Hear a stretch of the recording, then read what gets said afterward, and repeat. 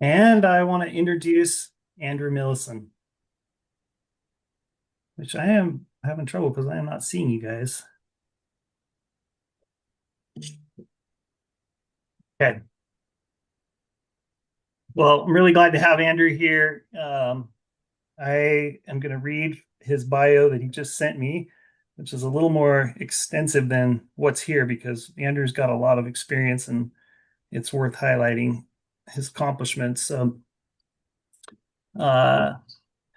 Andrew Millison's the founder of Oregon State University's Permaculture Design Program, where he's been an instructor in the Department of Horticulture since 2009. Collaborating with experts at OSU, Andrew developed an online permaculture education program with niche offerings that evolved into a worldwide program that he's served tens of thousands of students internationally.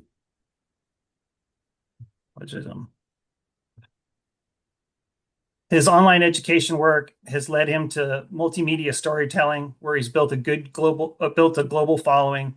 His popular YouTube channel boasts over 100 million views, where he documents the most impactful ecological projects on Earth and presents them in both an artistic and technical manner. In recent years, he's documented transformational land restoration projects throughout North America, Africa, Asia, and Europe. He founded the Earth Repair Fund in 2025, where he uses his videos to crowdfund for regenerative land projects. As permaculture designer, the primary focus of Andrew's 30-year career has been water management systems. Andrews designed and consulted on projects since the late 1990s around the US and the world, specializing in large-scale water designs. And I've also put up here his YouTube channel, which I have started to explore and will more. It's fantastic. There's a lot of great stuff there. Super stoked on the videos about the green wall in Africa. That was just really interesting stuff. So thanks for the work you do there, Andrew. I appreciate that. That's really cool. With that, Thank I'm you. going to go ahead and stop my share here and let you. Hey. Well, first off, I'll just say hi.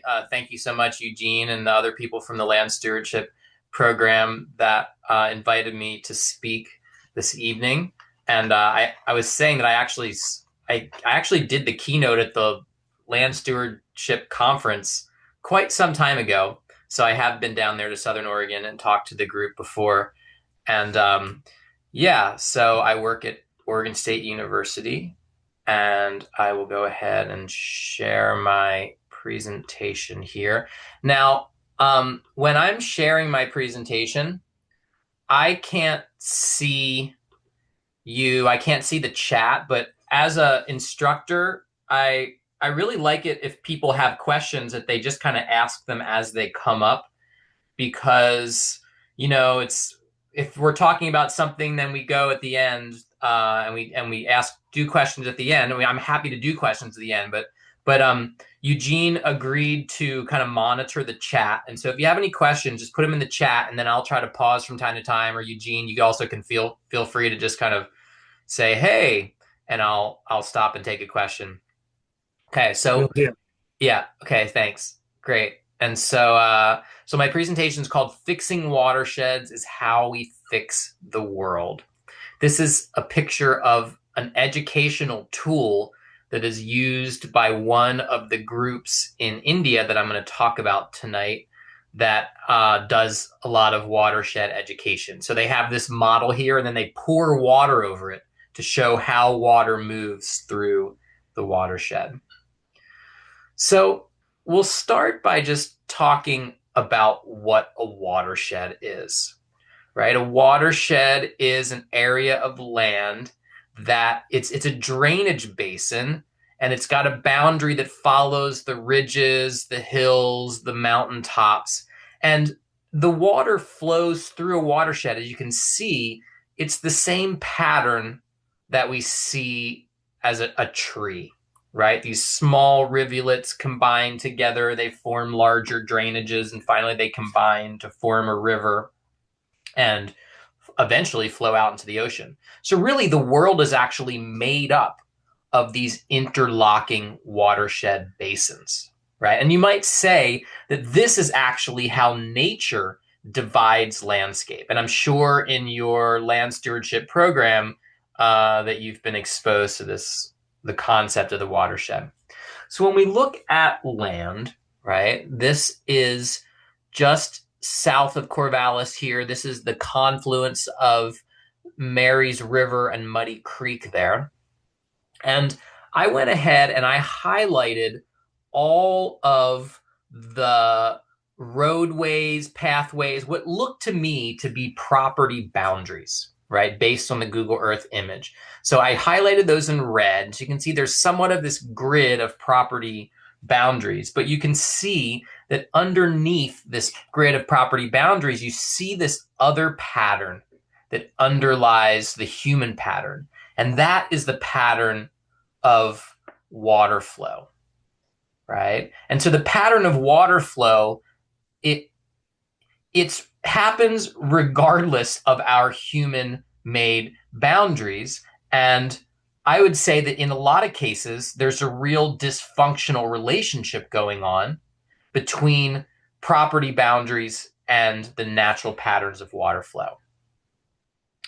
Now, we see this in an exaggerated form when we see like a gridded city that is overlaying, or you're overlaying a grid over a non-gridded landscape. So I'm sure that some of you listening have been to San Francisco and taken the cable cars and these steep roads going up.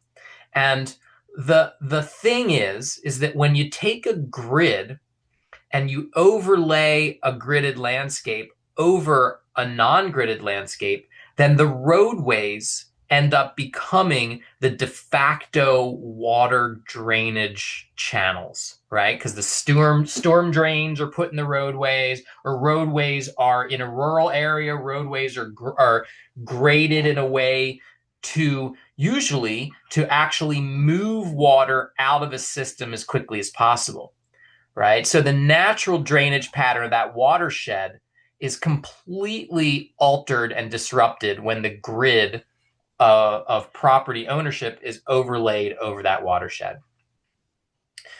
So I'm going to go back a slide for a second. So I would actually call this, the fact that we're overlaying this human grid over the watershed, I would call this the fundamental flaw of our civilization, right? As far as land management goes, because once you drain water out using roadways and you divide the land up in a way that is not responsive to water flow, there's all these problems that happen, right? When you're concentrating water, you're creating erosion, you're dehydrating the landscape. So even places like San Francisco, Seattle, places that get ample rainfall can actually become hydrologic deserts because the whole grid is set up to drain water. And that happens, it's a different case in rural areas. It just happens in a different way, but it's the same basic theory.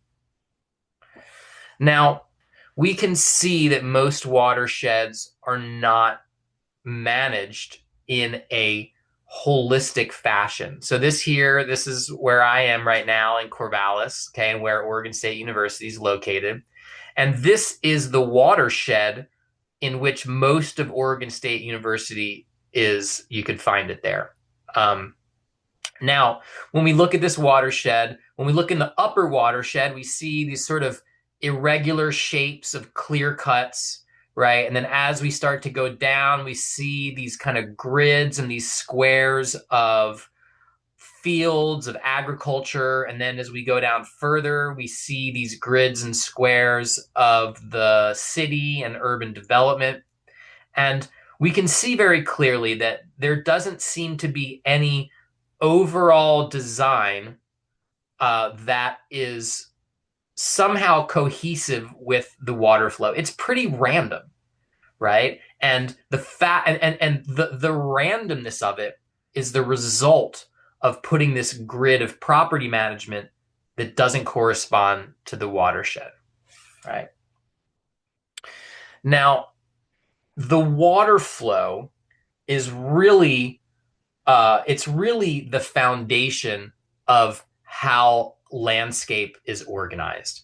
This is another image here of Corvallis, and this is a LiDAR image where they've taken LiDAR imagery over the channel of the Willamette River and shown by all of these subtle topographic changes there, they've shown the historic meandering channel of the Willamette River. How the river is actually alive. And when there are big floods, it can change course and suddenly a small bow becomes the new channel.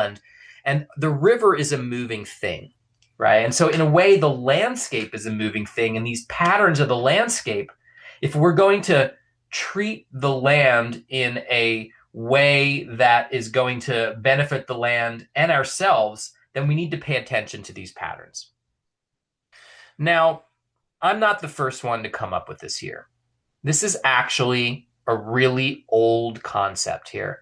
So up in the upper right, we have John Wesley Powell, right? John Wesley Powell, if any of you there have ever visited Lake Powell in the Grand Canyon, John Wesley Powell was sent out to survey the arid West by Ulysses S. Grant. He's down below, looks like a very happy guy. And Grant sent Powell to go figure out how was the United States going to settle, going to colonize and divide up the Western United States. So Powell, I mean, he's famous for a lot of things. He was the first Anglo to actually raft down the Grand Canyon, right? He was a real wild guy. And so he came out and he created the map that you see on the left, the watershed democracy map. And this is how Powell recommended that we divide the states of the Western US into, he said, you've got to divide the states by watershed basins. If you don't, you're going to set up a situation where you're going to have conflict over water forever. You have to have political units and hydrologic units to be one and the same. And not only did he recommend that we divide the states up by watershed units, he also said that every county within the state should be a watershed basin. And you shouldn't be able to buy the water from one basin and move it to the next. So that each political unit, right? You guys are this is the Jackson County stewards, right? So each political unit would also be a watershed unit, right? So when you made a decision as a group in your county, you would also be making a decision as a group in your watershed, right? So now it took Powell quite a long time to actually get back to the United States. I mean, not to the United States, to the East Coast. And by the time he got there, Grant was dead, right? And Powell brought his proposal to the government, and there was a very strong lobby against this. And that lobby was the railroads.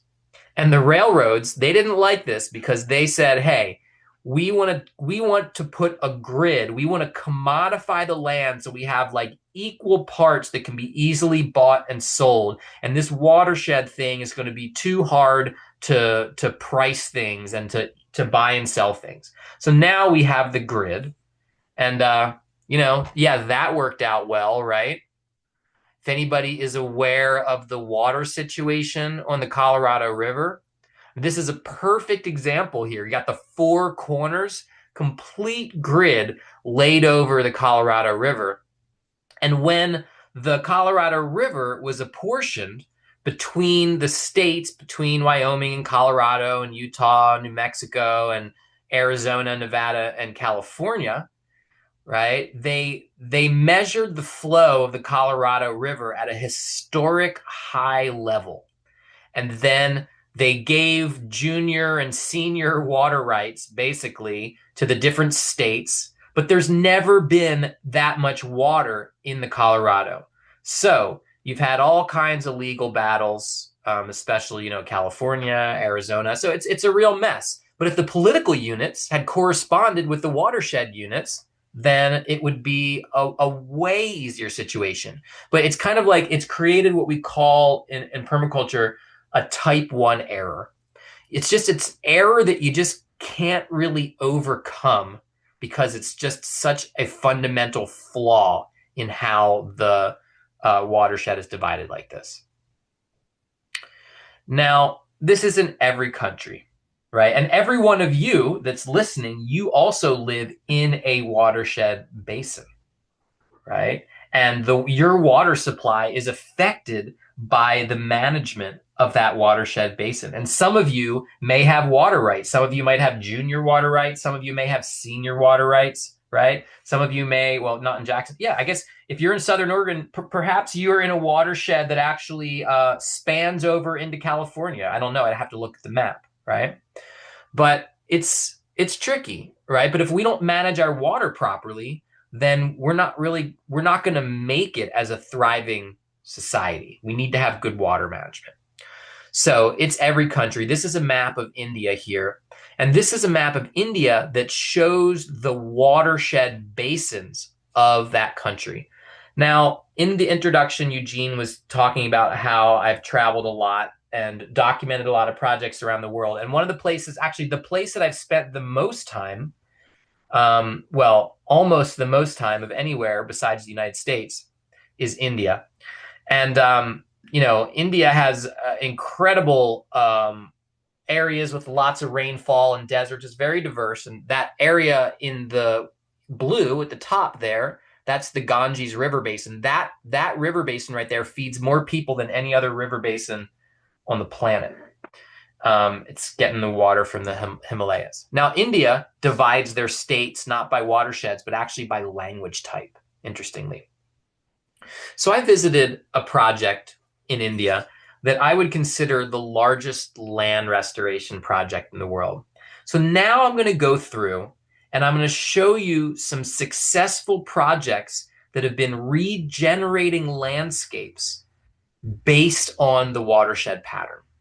So it starts with an organization called the Paani Foundation. The Paani Foundation is in Maharashtra, India. Maharashtra is a huge state. It's like 130 million people live there. Mumbai is located there. And a lot of Maharashtra is very arid. So there was a real water crisis that developed because in India, they kind of have an opposite rainfall pattern to Western Oregon, where they get a really intense 3 months of a monsoon, and then they get 9 dry months. And so if you don't have adequate rains when you have the monsoon and you don't recharge the groundwater table at all, the wells will dry up, and people basically have to leave their villages and go live in the slums of Mumbai doing low wage work, or become migratory laborers and have to leave to make money to survive. And so it was a real problem, right? I want to pause for a second, Eugene. Any questions coming in? I don't have anything yet, Okay, although I have a question for you sure. about, you mentioned the failure to organize around watershed units, and it Yeah, struck me that, gosh, what can we do now that things are overlaid? And I was thinking about how in Oregon we have watershed councils, and how at least that's sort of a step back in that direction, and at least we're thinking about the watershed unit and how to make yeah. decisions for that unit in that space. I just wondered if you had any other thoughts on positive movement back towards the watershed organization model. Yeah, well, I mean, the first thing is just to understand your watershed. And, so just to understand where you're located within the landscape and what your watershed is. And then ultimately, in a fragmented, where you have these fragmented properties, ultimately cooperation between neighbors is, I mean, that's the easiest win to get back to the watershed pattern, is where you have multiple, property owners within a watershed that can basically cooperate on water management projects. And I've seen it even in the United States. I've seen it. So anyway, this is a project where literally millions of people have come out to construct water harvesting structures. So when the rains come, the water soaks into the ground and regenerates the aquifer. And what they did was they created a contest between villages, right? And it all started with this guy named Amir Khan. Now, Amir Khan he's like the Tom Cruise of India. He's one of the most famous leading men Bollywood stars. and he's got, you know, like movie after movie after movie. In fact, if you are interested in getting into Bollywood, I put the poster of like my favorite Bollywood movie ever that is really good, and Amir Khan stars in it. So Amir Khan, he was this famous guy, and he understood the plight of the villagers and found that there was some villages that actually were not suffering from water shortages, and those were villages that had done proper watershed restoration. So he created this contest, funding it a lot with his own money and his industry contacts. And he created this contest so the villages would compete with each other to see which village could install the most amount of water harvesting structures in a 45-day period. Right. And so in 4 years of running the contest in this form, they called it the Water Cup.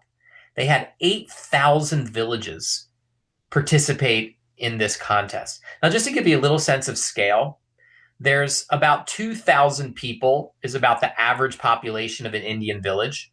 So you're talking about 16 million people that have competed in this contest, right? And this is a really nice picture of what it looks like. This is like they installed these structures and then it rained. So this is a nice shot that shows the water being arrested by these structures and then it soaks into the ground.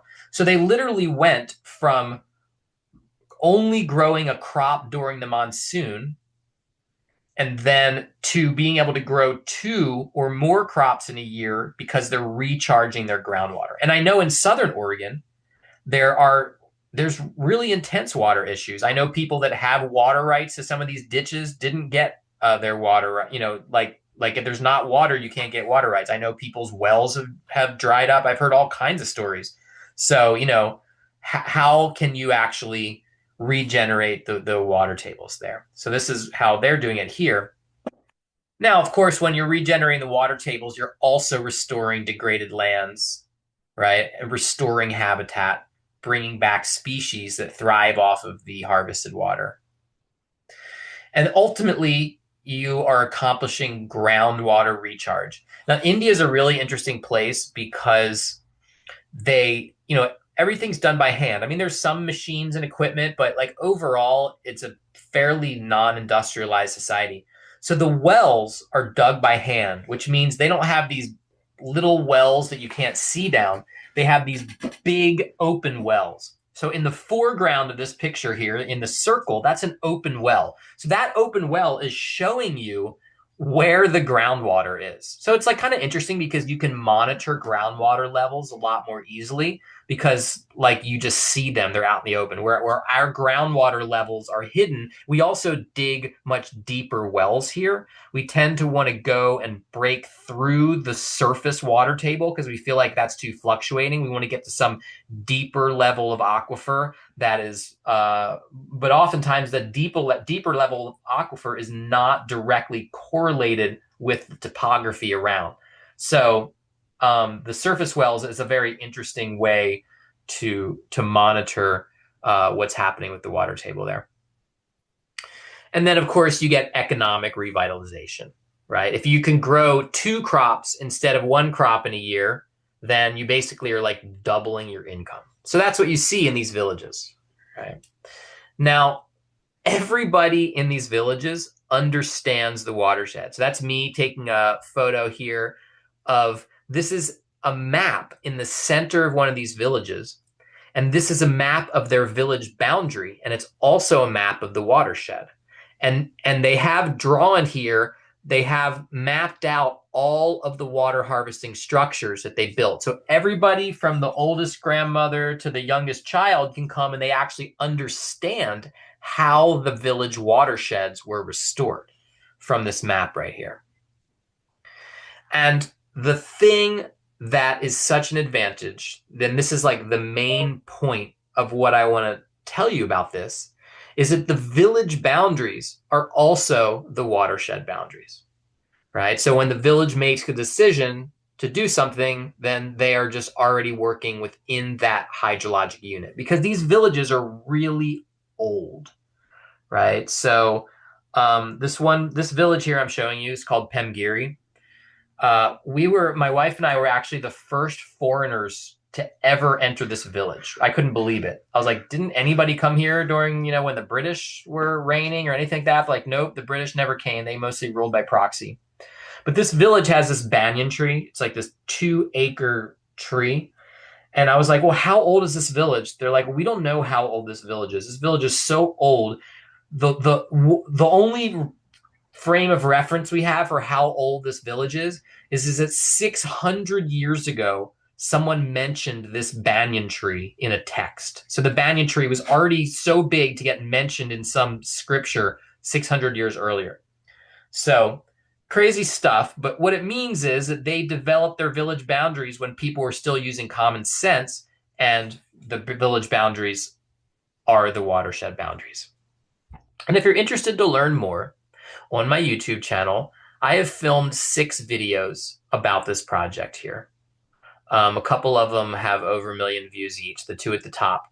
So I've visited a number of these villages with the chief advisor to the Paani Foundation, Dr. Avinash Pol. And so you could see some examples of these success stories. All right, so now we are going to jump over from India and we're going to jump over to Hawaii. Now, Hawaii is a place that I am guessing a number of you have visited, enjoyed the beaches, the beautiful scenery, the culture, the warm weather.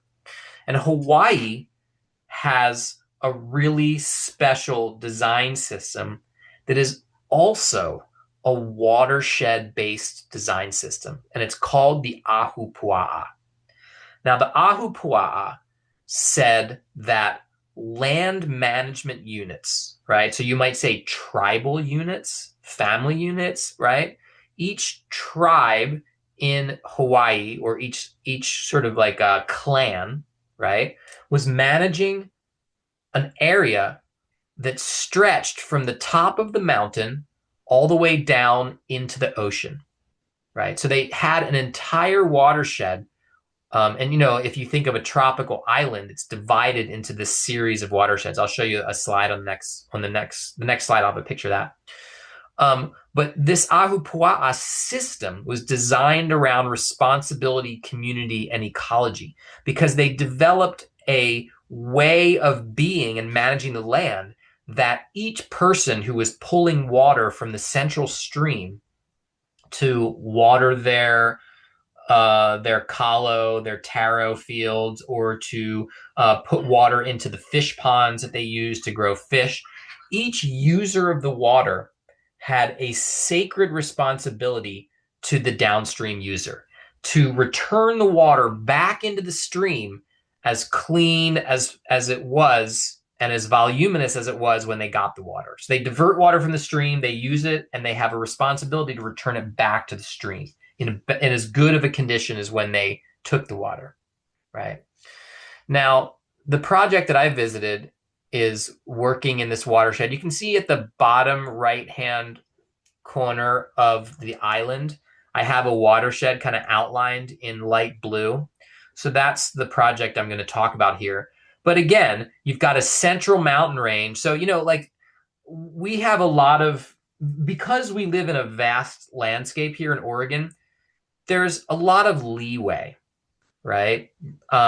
We've got lots of mountain ranges leading to different creeks and valleys and tributaries. And, we have a lot of room for error in Hawaii, because you really have you got a mountain range, you got the space between the mountains and the ocean, and then you got the ocean. So if you mess up the water flow, if you pollute the groundwater, if you deplete the groundwater, if you cause erosion, you can have a really, really big negative effect, because you just don't have a lot of buffer area, right?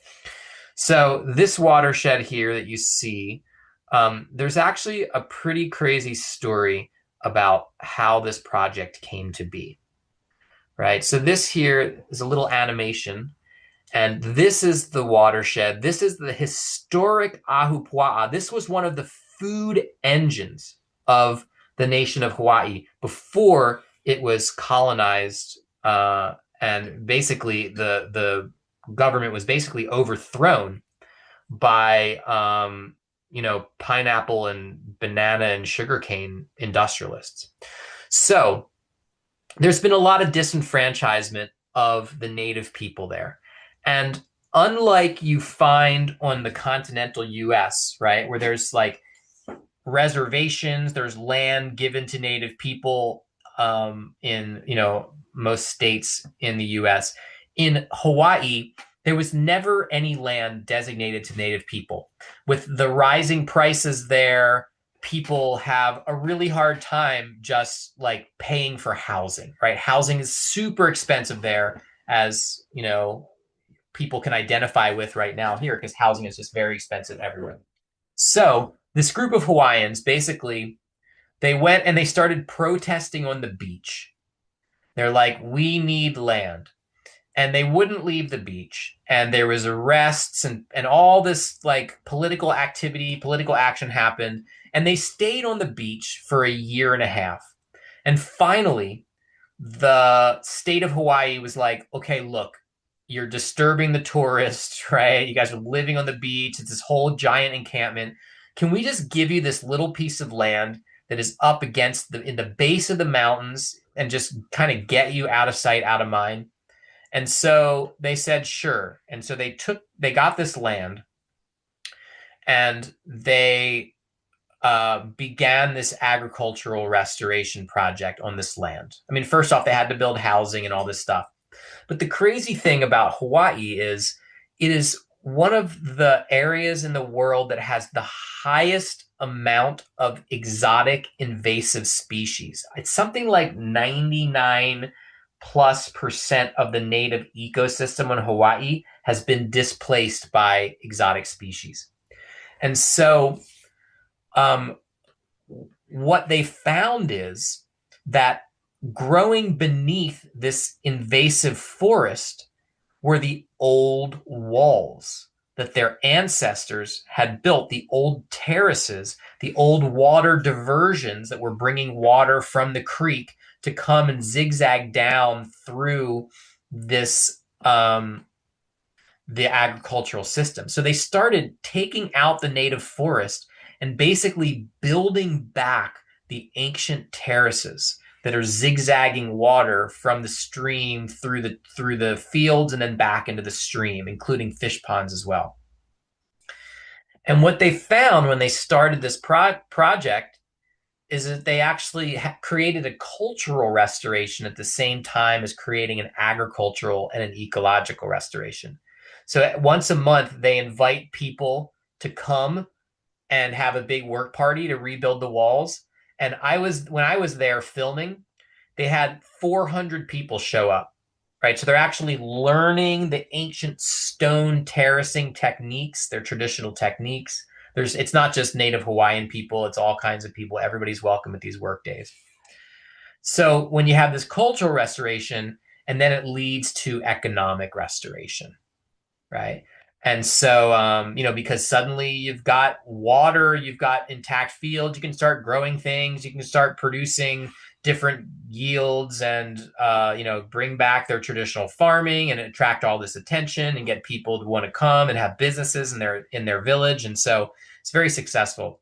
I did a couple different videos. You can find them on my YouTube channel about this project. And, I also, through my, I have another organization, a philanthropic organization called the Earth Repair Fund, where I actually get donors to fund the creation of videos, and then those videos become crowdfunding videos for the project. So we've already raised, the first Earth Repair video was for this project in Hawaii, and we've already raised over $47,000 for this project.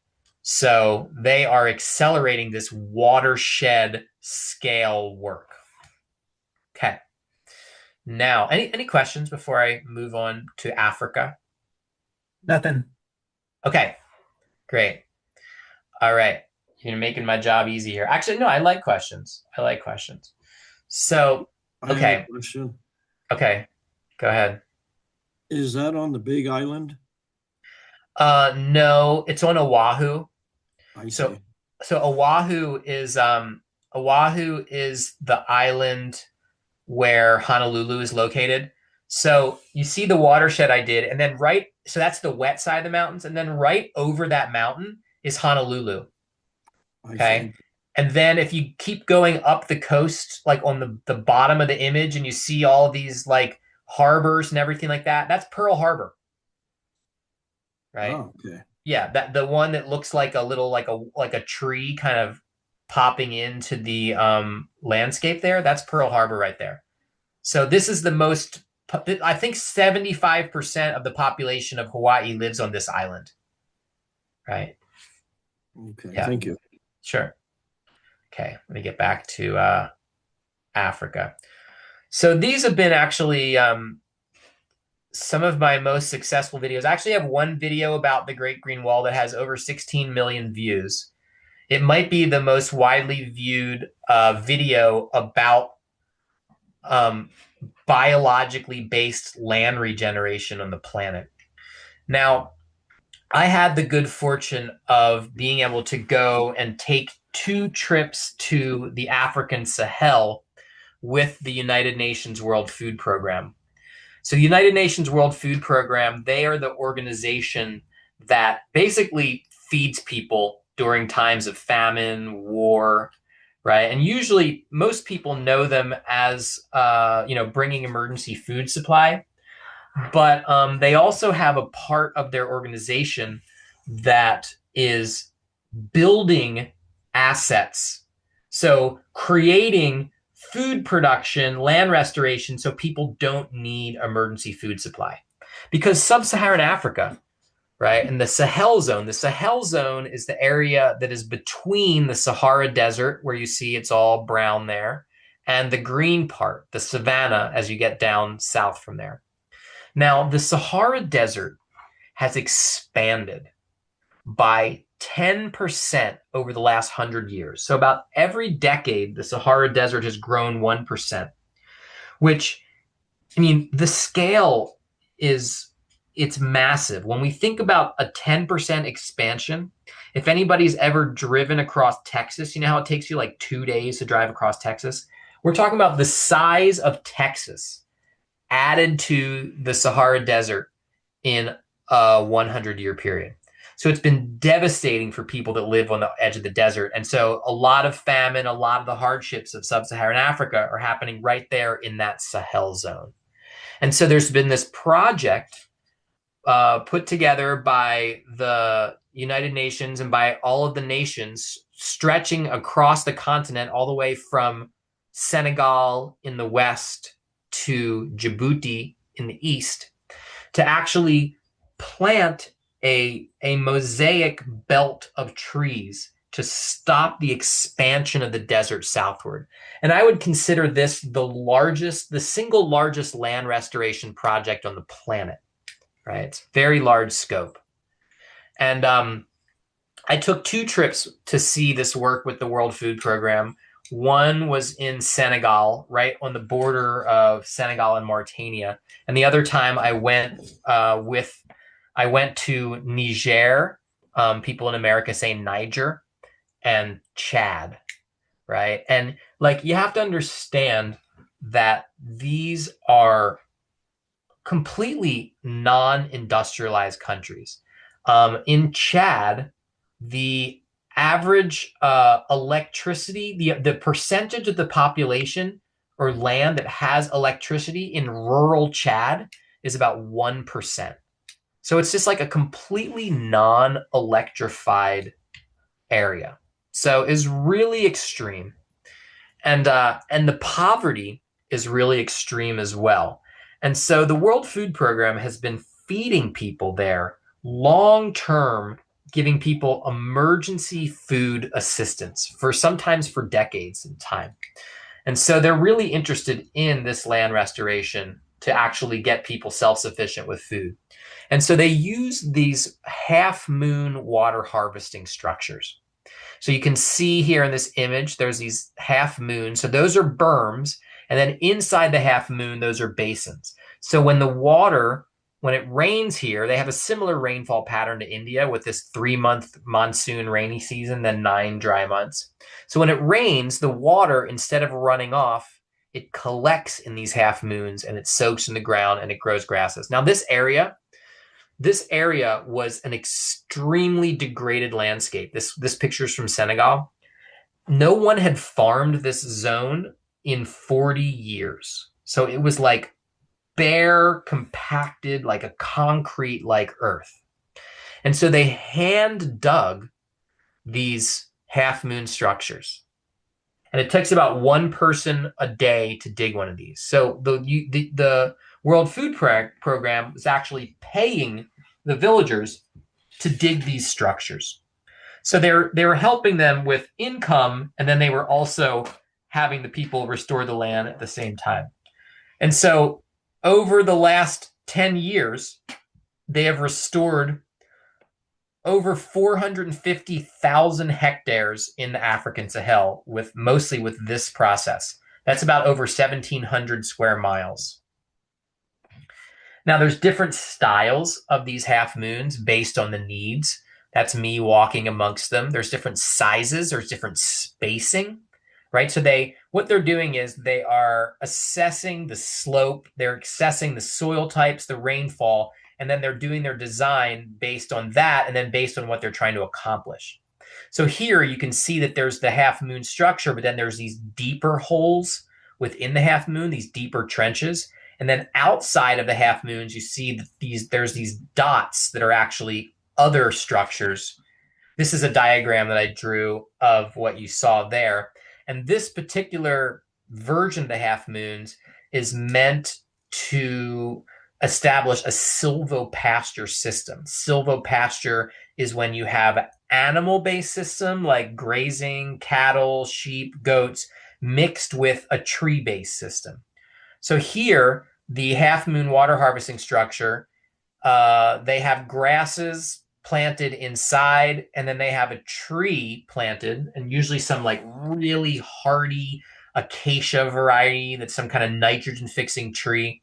And then outside the half moon, they dig these zide pits. So there are these other pits that then plant grasses in. And so they've done systems like this. And some of these places have had 10 years to grow from when they installed these structures, right? And what it creates when you make these, it's like scales on a snake. And so you get a landscape scale water infiltration. So here you can see what happens. This is during heavy rainy period. You can see these half moons are just holding back that water, soaking in the ground. And then you can see the trees of forest starting to actually come back. And in fact, in some of these areas, I visited some areas where they had 10 years of this tree establishment. So this is an area that you're looking at in the foreground that was treated with this half moon water harvesting structures. They went from bare, barren ground to this biodiverse forest. And in one of the sites that I saw that I visited, which was on the border of Niger and Nigeria, they had actually had native monkeys return where they had not seen monkeys for generations, right? So it's crazy how effective this land restoration system is at turning a barren, degraded landscapes with poor, hard pan soils back into productive forests. And for the people, now, they're growing, you can see in the background of this up on the upper right, you can see like crops, right? They're growing millet, or in the drier areas, they're growing sorghum. So, but for the people, these productive forests actually are food, because during the dry season, they bring camels and goats in that eat the thorny trees. And they also harvest firewood. They have medicinal plants. They have honeybees that are kept in there, and tea and all sorts of different plants that they can use. So in Niger alone, 500,000 people, because of these systems, were taken off of long-term food assistance. So that's the whole point, is they're feeding people. They're like, can we not feed people? Can we teach people, how to and grow these systems? And then it literally worked. Now, I've got to say that with the dissolution of USAID, right? Once the Trump administration came in, one of the first things they did was they just canceled USAID. The World Food Program lost about 46% of their funding. Nearly half of their funds dropped out. So they've been in utter crisis mode for over a year, just to, with emergency feeding, and then as well keeping a lot of these resilience programs going. But these resilience programs are actually getting people off of long-term food assistance. This is a particular interesting little part of the project. I visited this picture here is from Senegal, where they're actually they're creating like a combination of perennial plants to grow soils to produce mulch to fix nitrogen, and then annual crops. So you have sorghum in the middle, and then rows of perennial nitrogen fixing crops. This is a system developed in Brazil. It's called syntropic farming. So they're trying some really interesting things there. And I published 5 different videos from my trips to the African Sahel. So if you want to go on my YouTube channel, there's some really, really interesting details about some of the work that they're doing there. And these are like the most popular videos on my YouTube channel. So people find this project very interesting. So now we're going to jump over for a minute to Saudi Arabia, just to show that you can actually do this kind of really intense land restoration, water harvesting work, even in some of the driest climates on Earth. So this picture here, this is from south of Mecca. This is an area that receives between 0 and 1.5 inches of rainfall a year. So in the foreground, you have these rocky, barren hills. And then so you get these 1 or 2 rainstorms a year. They fall in these rocky hills, and then you get all of this runoff in 1 or 2 bursts. So the project that's just past the rocky hills, you can kind of see these rows of trees. It's designed to catch these episodic flash flood events. And so this is how they did the design here. So they have the rocky hills. This is a computer picture here. And then they have check dams in the drainage there.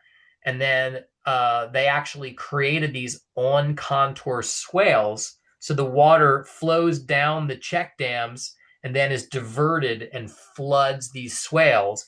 And in these swales, they planted all of these different types of trees and shrubs. And they trialed like every variety that they could find around the world that grows in a similar climate. So they went to Rajasthan, India, they went to Namibia, they went to Australia, they went to Mexico, to the driest places they could find in order to trial out different tree varieties. So they grew these tree varieties, agroforestry strips, they watered them, they irrigated them, but they only took out the amount of water from the well that they were simultaneously putting back with their water harvesting structures. And they got all these trees established. And, they actually, so interestingly, they're like, okay, they got these trees established. And then they were like, now we need to see which ones of these trees can actually survive in this habitat without supplemental watering. So then they turned off the irrigation, and then it didn't rain for 1.5 years. And a lot of the trees died, but there was 4 species that produced an economic yield. One of them was a moringa variety that produces a little seed that they would make high value oils out of. Another one produced these other small fruits. And they actually found 4 tree species that could survive with 0 irrigation, and that would provide an economic yield for the people that were living here, right? So as a little aside here, part of this project, the reason they did this project was that the government of Saudi Arabia wanted to settle the nomadic Bedouins. They didn't want Bedouins moving around anymore. But in order to make these nomadic people stay in one place, they need to create some kind of economy for these people. And so that was why they did this project here. Now, I'm going to tell you one more thing, and then I'm going to break for questions. So if you have any questions on your mind, now's the time to put them down there. So the thing is, that project, the idea that they figured out how to create tree cover and how to get trees established without needing long-term irrigation, you could do that same pattern that they created across this entire west-facing coastline of Saudi Arabia, right? So they created a reforestation technique, even down into Yemen, that would work for this entire coastline. Now, the idea is that if you did that and you reforested this entire coastline here, and then you also planted mangroves on the coast, that you would suddenly have a tree belt that could then put up small little pollen, pollen grains and fungi spores and bacteria, exude those into the atmosphere that could actually become the nuclei for raindrops. So if you created a forest in this degraded landscape, you could actually potentially increase the rainfall of that whole coastal area, and then in turn increase the rainfall into the interior of the continent. So there's like these kind of grandiose visions, but I consider when you have ideas like this, I consider it like geoengineering. So it's like geoengineering. It's like we're engineering the geology, the ecology of the planet on a large scale, but we're using biological solutions to do it. Right. So any questions at this point? Yeah, we got a question from Paul. Yes, could something like this, the half moon structures, be used in a Mediterranean climate, in high elevation forests, areas where snowpack is projected to decrease due to climate change? In our Southern Oregon climate, rainfall is projected to stay the same, but snowfall is reduced by half. Yeah. Yeah. Yeah. So, I mean, this is a technique that you use on particularly like degraded soils. There are a lot of different types of water harvesting structures that basically do the same thing. So, the water harvesting half moons that we saw, I mean, you're digging a ditch and you're building a berm. And so you're like creating a hole for water to soak into. People use a lot of different, some people will use like a contour berm to accomplish the same thing. There's a lot of different types of structures that'll get water into the ground. So, you'd have to look at the specific soil type, the slope, to determine whether the half moon would be the most appropriate one. But from like a theoretical, like if you're using the theory that you're creating structures to soak water in the ground, then that definitely would work in your high altitude Mediterranean climate. Well, and that Yeah. Paul's question touched on a question I have, which is, how do you know what, all of these structures are designed for the same purpose, essentially, to capture and help water infiltrate. But how do you know what type of structure to place where? And is there some sort of resource that people can turn to get ideas for different types of structures? Yeah, I mean, it ends up being a good amount of trial and error in each different region. But now in Southern Oregon, I mean, you have some real masters of water harvesting that are in your area. I don't know if anybody, I'm gonna stop sharing for just a second so I can I'll go back to sharing, but I'm gonna stop sharing for a second here, just to kind of tell you some people that are present in your area. So I don't know if anybody's heard of Seven Seeds Farm, which is in Williams.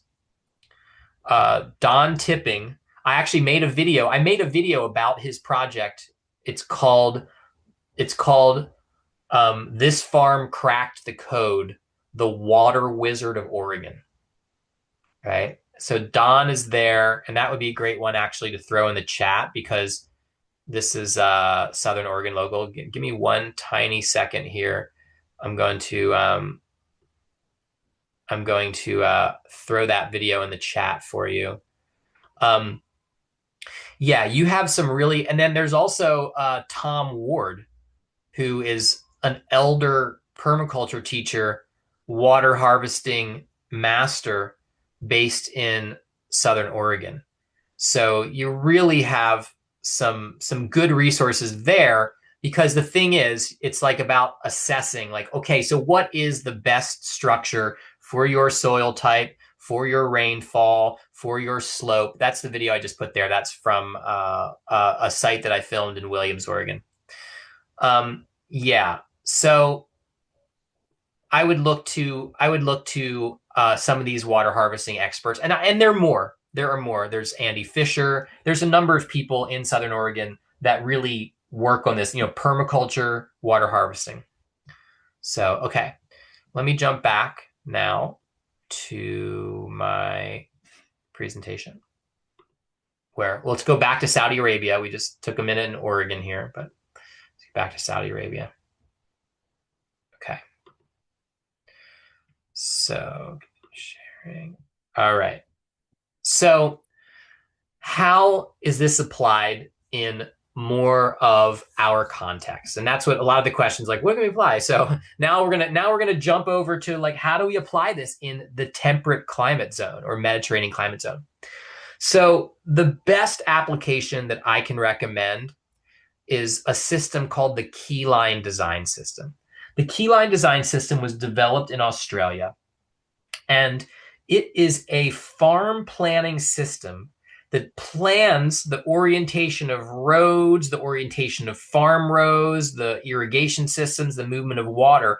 It plans them around the slope and the shape of the land, right? It uses, it is a geomorphic system. I think that geomorphic is probably my favorite word in the English language. And geomorphic means conforming to the shape of the land, right? So this goes back to the whole watershed thing. How to create farm design systems, land management systems that conform to the shape of the land, conform to that watershed pattern. So this is an example here in Switzerland. This is Vermont right here. This is a farm that I visited here. Where, he runs cattle, and he's got these agroforestry rows that are, so these rows of trees are also water management units. Putting ponds, big water catchments in the landscape is another really potent strategy for water infiltration, creating water supply. Of course, that's complicated to put in new ponds with all of the intense regulations that we have in Oregon around that, but it is possible. And here's an example from Wisconsin right here. But the point of showing this image right here is that water management is the bones of any permaculture system, right? So here you've got these rows. So you have water, you've got crop rows, you've got these rows of trees, rows of grapes, rows of crops, but they're oriented in a way on the slope. So the water actually is drifting out from the valley form of the landscape to the ridge form. So just by the orientation of these rows, the water is having a more even distribution over the landscape. And so there's more surface area contact between water and land to have more water soak in the ground instead of runoff. And I can't really explain that too much in detail, because it would probably take the whole hour and a half that we have just to explain the Keyline Design System. But even that site, so this is a picture of that same site we were just looking at. Even that site is within the grid. So this kind of shows how you can take a gridded property and you can implement this geomorphic pattern within that grid system. Especially, of course, the larger your property, the more land you have to do that with. This is Southern Oregon here. This is Wolf Gulch Farm, and I believe it used to be owned by Maud Powell. I think they sold it, or they're trying to sell it, and she is an OSU extension agent. Now, this is an area in Little Wolf Gulch, in Southern Oregon, that only gets about 12 inches of rainfall a year. One of the drier south-facing slopes.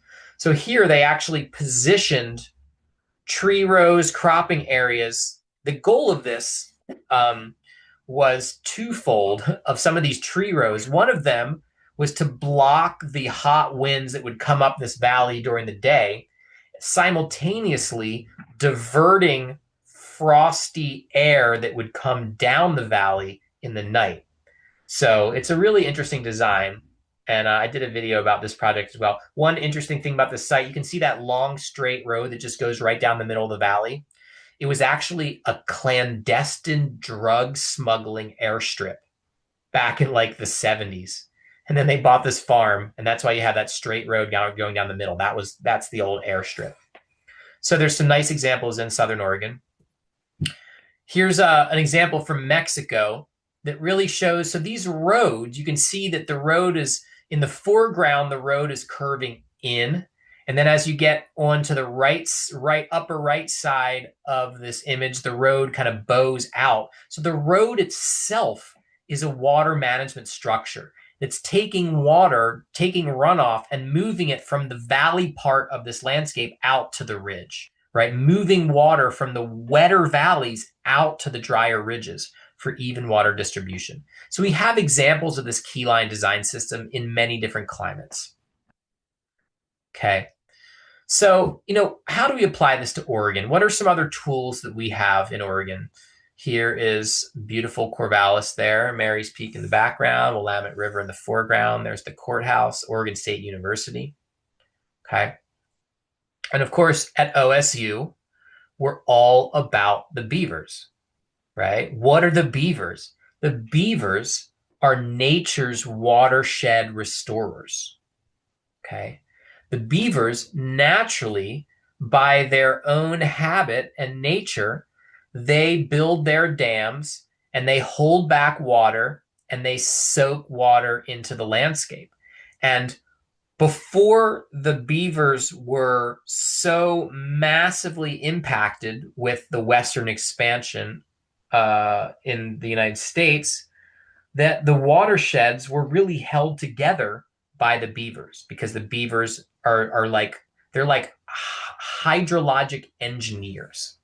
So we want to mimic the beavers in our own watershed practices to soak the water into the ground. And soaking the water to restore riparian corridors. So just restoring, keeping vegetation growing, restoring our riparian corridors is a way that we can directly impact the most critical part of the watershed, which are the waterways. So that's something we can do.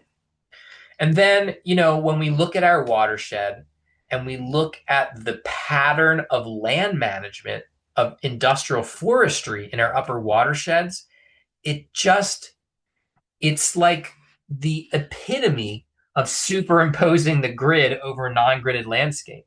Our forest management units should be watershed units, because when you just take a square and you clear cut a square, you have no intention about the impact of that forestry on the space below.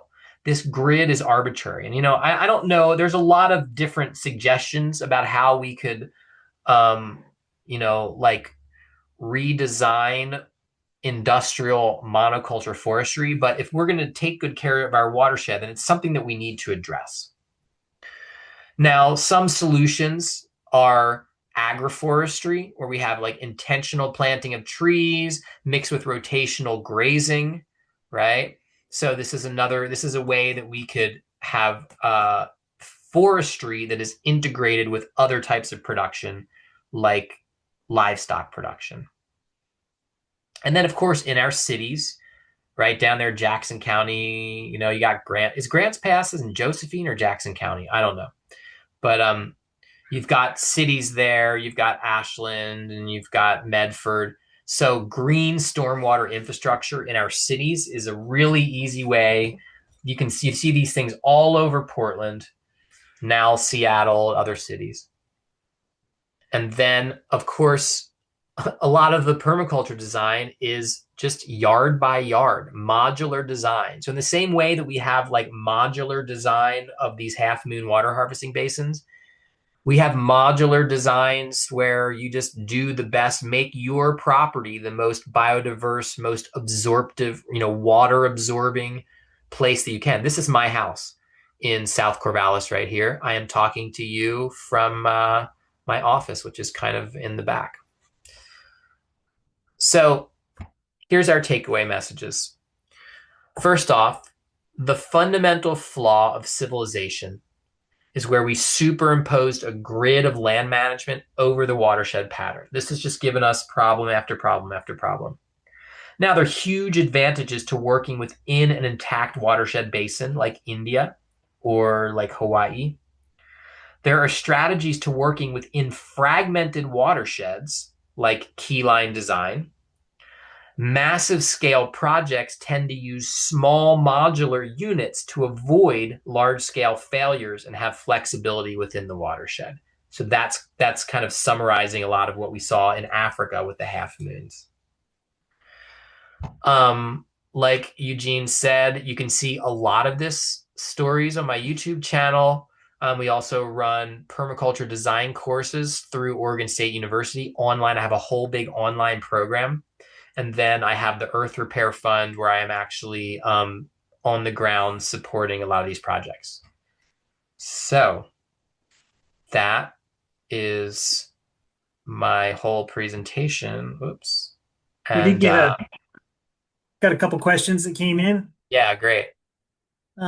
So Derek asks, and this is in reference to Don Tipping, says Don's done amazing things with water on his land, most of which is illegal. He had OWRD come down on him in recent years. Do you have advice on how to navigate the legalities and bureaucracy surrounding water usage in Oregon? Yeah.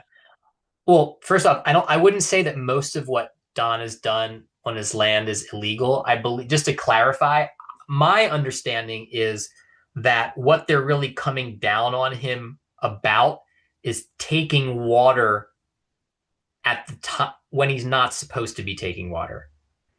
That it's more about when he's taking water out of the system than his structures themselves. So just some kind of a point of clarification, because my understanding is that's really the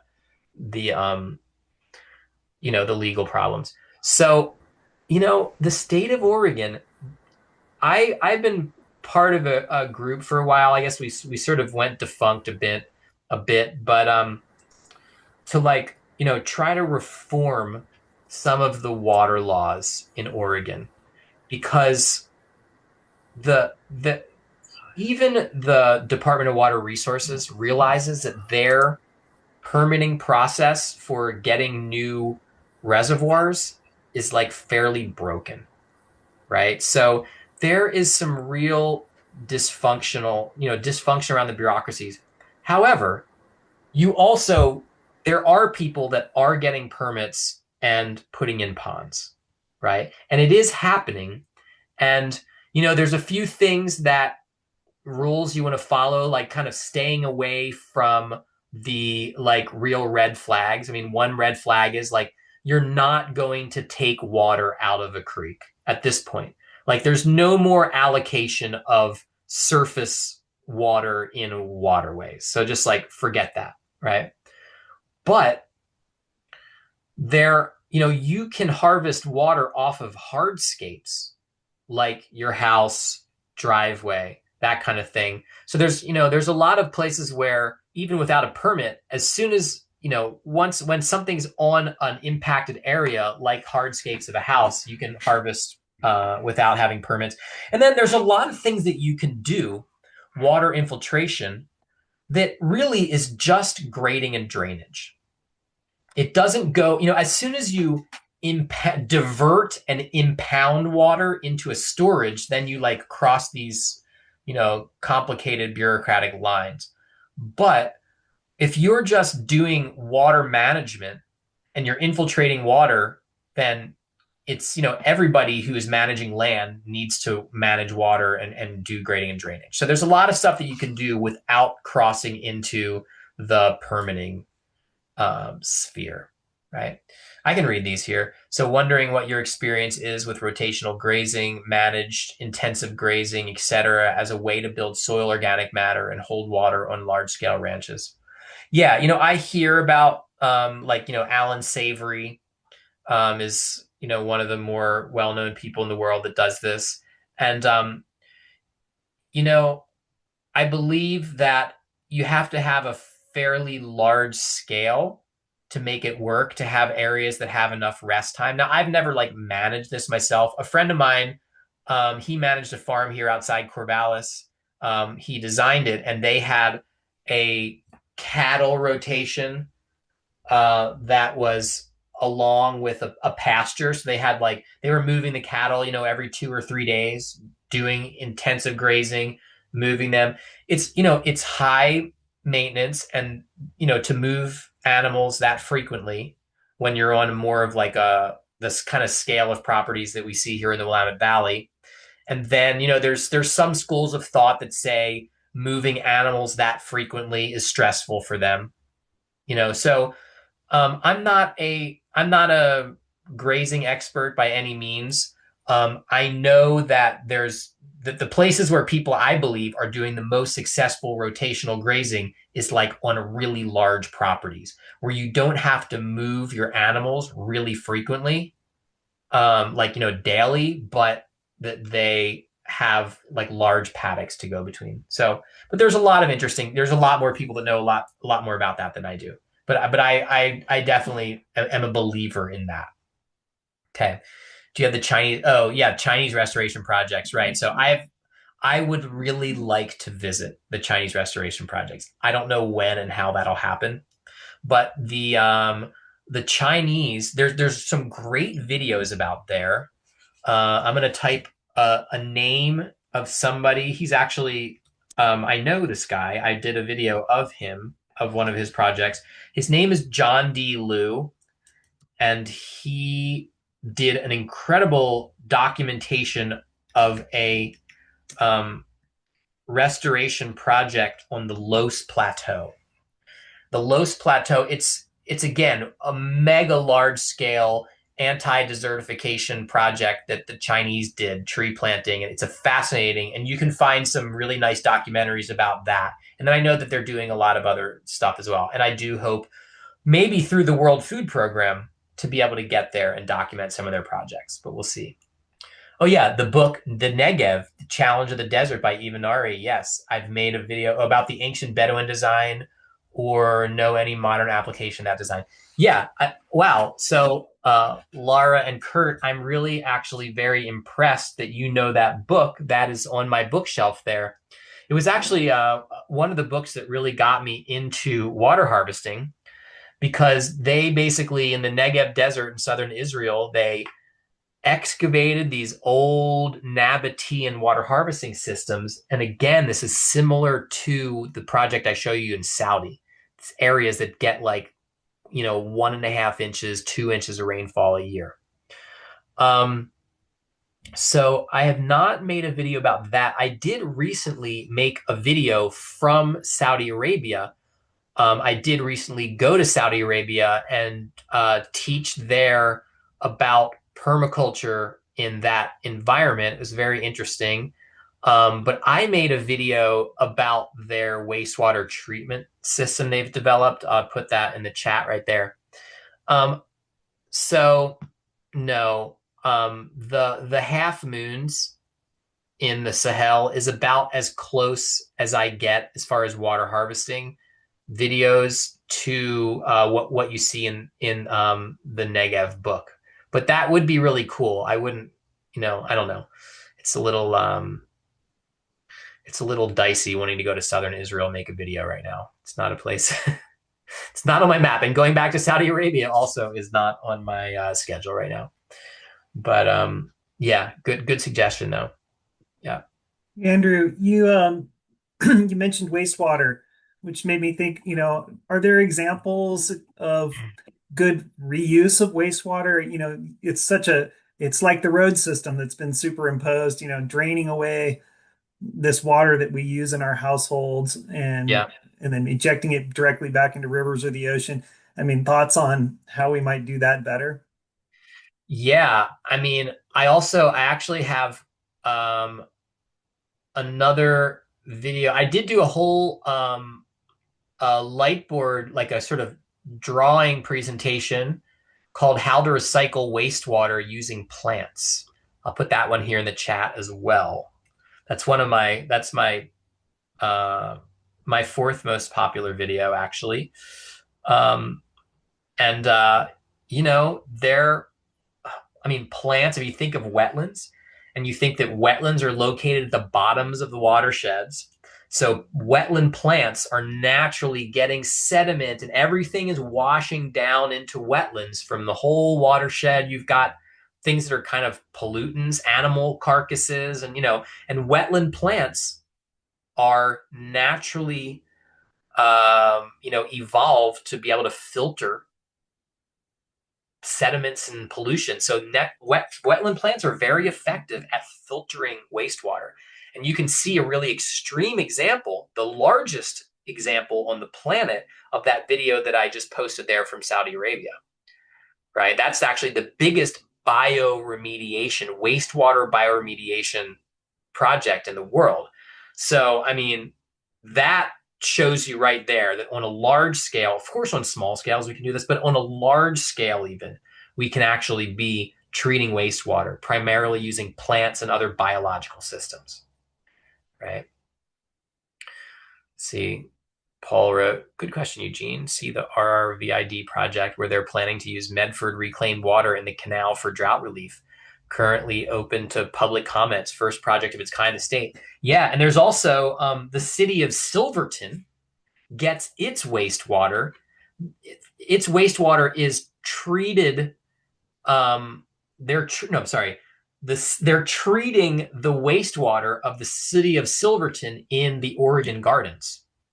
So that's a really big example of biological water treatment. And also, Albany, Oregon, has, I think it's called Singing Waters or something like that, but they also have a biological wastewater treatment plant. I only saw it one time. If you take the train, if you ever take the train through Albany, right out the window, you go right past. I looked at that. I was like, wait a minute, what? I was like, that is something cool right there. And then I found out they had built a biological water treatment plant there as well. So, there's some cool examples in Oregon, and that's encouraging to hear that. I hope that Medford, the people would go ahead and watch. I mean, seriously, watch this Saudi video, and you can see how, because this was a polluted canal that they actually bioremediated using plants. Yeah. So good stuff. And then, of course, on the home scale, there's like lots of material for home scale gray water systems, right? One of the best well-known books is Create an Oasis with Gray Water. Art Ludwig is the author there. So that's a good one. Yeah. Well, thank you for that.